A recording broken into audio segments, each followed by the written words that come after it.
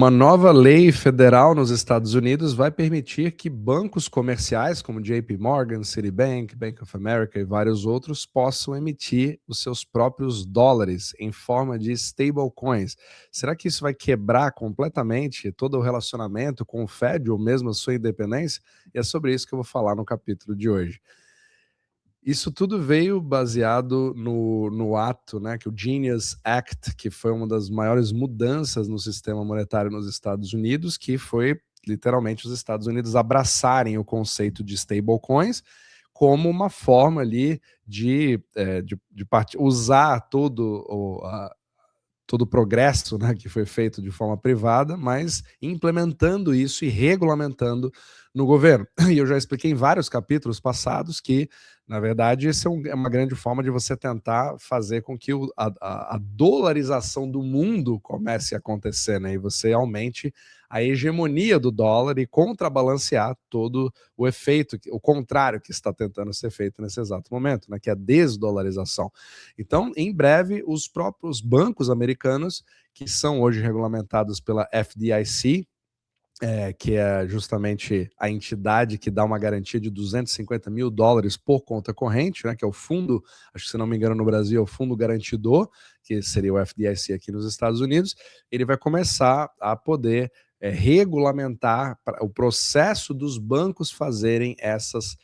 próprias emissões. E isso apareceu agora no próprio site da FDIC, então mostrando que as instituições que queiram fazer isso, elas podem fazer uma aplicação, tem toda uma questão de reconhecimento, né, de regulamentação para aprovação, e aí já começa a ter stablecoin de tudo quanto é lado. E hoje a gente conhece ali Tether, né, que é o SDT, ou o SDC da Circle, que é 100% regulamentado nos Estados Unidos, mas imagine um mundo onde você possa ter ali várias outras entidades privadas emitindo seus próprios dólares. E exatamente esse tipo de histórico já aconteceu, já teve um paralelo que foi a era do chamado free banking, onde você, antes do dólar dos Estados Unidos, né, o Federal Reserve Note, você tinha esse tipo de moeda. Mas antes de entrar nesses detalhes, se você gosta desse tipo de conteúdo, né, gosta de mecânica monetária, como que funciona a criação do dinheiro, liquidez pelo mundo e como que isso afeta os seus investimentos, você pode nos seguir aqui no Substack, né, com vídeos como você está assistindo agora, de forma gratuita, de segunda a sextas-feiras, mas membros podem acompanhar também a Universidade Omnimacro, onde a gente entra nos detalhes de como que funciona, né, QE, todos os mitos sobre mecânica monetária que afetam os investimentos de todos, e também nós publicamos quase que semanalmente os resultados do nosso próprio portfólio OmniMacro. Você pode acompanhar tudo isso gratuitamente, mas membros podem ver as mudanças de alocação e eu falo ali sobre o que eu estou vendo baseado nos nossos indicadores. Então, tudo isso está nos links da descrição abaixo, caso você esteja assistindo ainda pelo YouTube. Então, convido todos a poder nos acompanhar por lá, totalmente gratuito para você abrir a sua conta. Então, vamos lá. É importante a gente entender muito desse movimento que eu já venho descrevendo há bastante tempo, né, sobre essa questão do Genius Act e das stablecoins, porque é uma forma de propagação do poder americano, né, para tentar manter a sua hegemonia diante de vários efeitos contrários ou tentativas de desdolarização, mas quem acompanha aqui sabe exatamente que é bem mais complicado do que a gente imagina, porque ele exige alavancagem, né, principalmente no sistema eurodólar, os dólares fora dos Estados Unidos. Agora, existe um paralelo disso daqui antes da criação do próprio Fed, que era uma era que a gente chamava de Free Banking Era. E nessa época você tinha moedas que eram privadas, né? Você tinha, na verdade, você tinha bancos estaduais e empresas que naquela época eram as ferrovias, né, ali no século XIX, que estavam desenvolvendo os Estados Unidos, e elas emitiam as suas próprias notas de papel. Então, isso aqui seria o Railroad Bank, né, de $5, mas você tinha vários outros tipos de dólares baseado em bancos, né, como esse aqui, ó, Eastern Bank, também tinha sua própria moeda de $1, seu papel moeda, e outras empresas de ferrovias, ó, essa The Mississippi Alabama Railroad Company, $20 dessa. E aí você começou a ver isso circular em todos os lugares. Só que você criou bastante caos e descontos, porque notas de bancos diferentes tinham valores diferentes. Então, $1 do Tennessee poderia valer menos do que $1 de Nova York. Né? Aí você começou a perder aquela questão do lastro, né, que todo mundo sempre fala, instituições sem lastro que começaram a desaparecer, deixando a população sem nenhum tipo de valor ali, uma proteção, né, porque não tinha o Fed, não tinha o FDIC. Muitos vão dizer que o grande problema foi o surgimento do Fed depois para tentar unificar tudo isso, né? Então não existia essa autoridade central para poder padronizar o dinheiro. Então os bancos, eles simplesmente colocavam a sua marca, cada um fazia o que queria. Só que dá a impressão de que a partir de agora a gente vai ter mais ou menos a mesma coisa, só que digital. Então você vai ter um JP Morgan stablecoin, né?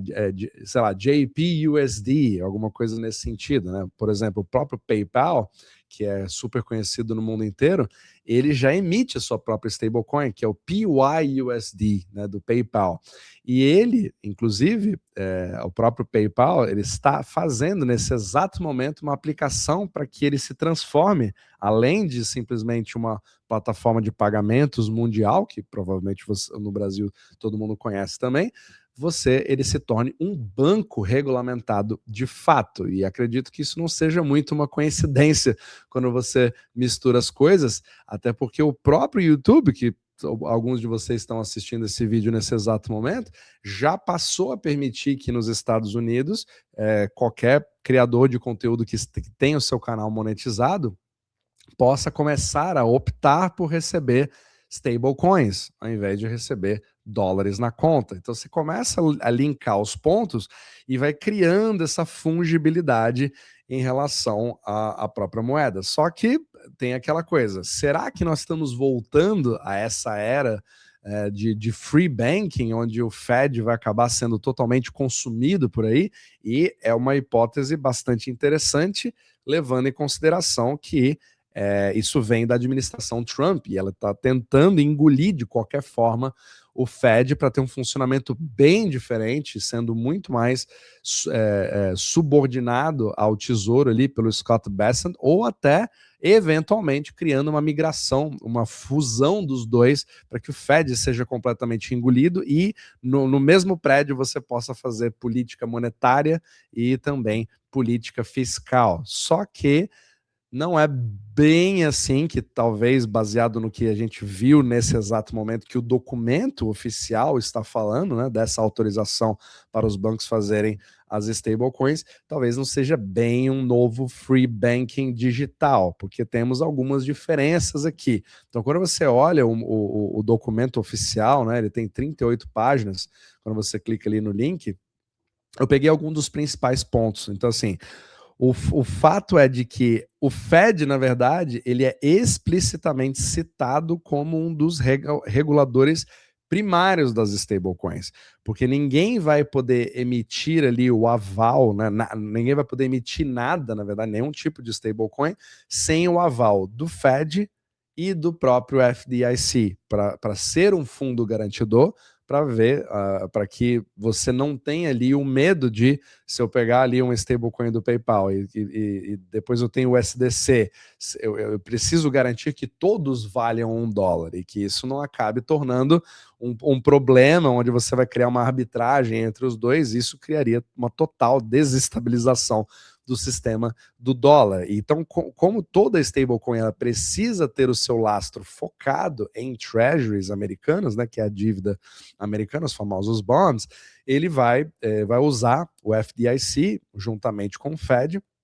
para poder verificar se essas instituições de fato estão mantendo aquele backing. Inclusive, tem uma provisão específica, se não me engano, falando de como que precisa ter ali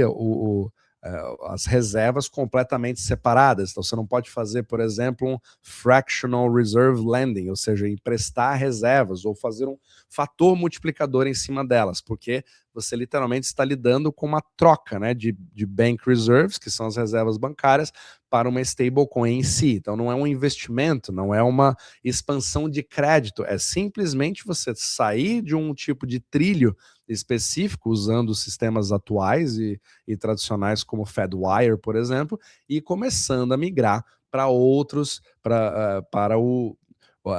a parte cripto, né, para os trilhos que são usados em cripto. Um exemplo, Solana, né, que está sendo abraçado ali no projeto, principalmente se a empresa for americana, que é o caso da Solana. Então hoje você tem muito mais preferência para uma Solana, para um USDC usando a rede Solana, do que, por exemplo, um USDT usando uma rede Tron, que é uma rede chinesa, por exemplo, mas é muito conhecida e utilizada também no Brasil. Então você vai começar a perceber uma certa fragmentação nos ativos específicos, e isso se misturando cada vez mais, porque afinal de contas você está vendo a própria Visa, né, como processador de cartões de crédito, que vão começar a aceitar o pagamento mesmo, é o que a gente chama de settlement, né? Quando você de fato extingue uma dívida usando diretamente uma stablecoin sem a necessidade da transformação disso para o dólar. Então você vai criando essa fungibilidade que vai também, ao mesmo tempo, trazendo uma certa uma facilidade de pagamento, né? Porque você pode emitir isso, você pode mandar isso a qualquer momento, 24 horas por dia, passando ali por cima de sistemas como o Zelle, que como se fosse o Pix aqui dos Estados Unidos, que ainda usa o mesmo tipo de sistema. Então você está vendo uma grande mudança acontecendo, só que aparenta, pelo menos baseado na comunicação oficial, de que isso é uma evolução e não necessariamente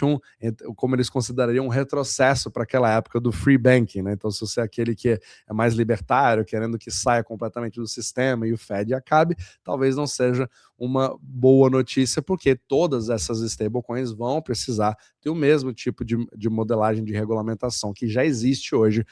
no FDIC, principalmente quando esses principais bancos do mundo, né, como um JP Morgan da vida, que é um banco que não pode falhar, porque ele faz parte de todo a coluna cervical ali, né? Toda a estrutura,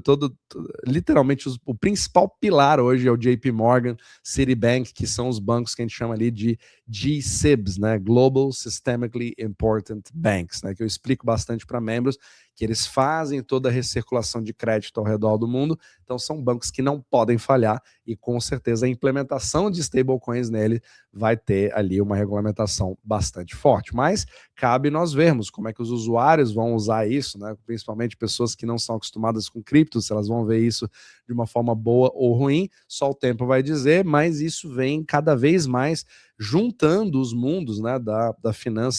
finanças tradicionais, que a gente chama de TradFi, com a cripto em si, né, que a gente conhece como DeFi. Então, com certeza, apesar disso só entrar em vigor, se não me engano, vai ser ali no dia 18 de janeiro de 2027, a gente vai vendo qual é a movimentação desses bancos e como que isso vai alterar completamente a forma de nós enxergarmos o próprio dólar dentro dos Estados Unidos, mas principalmente fora dos Estados Unidos.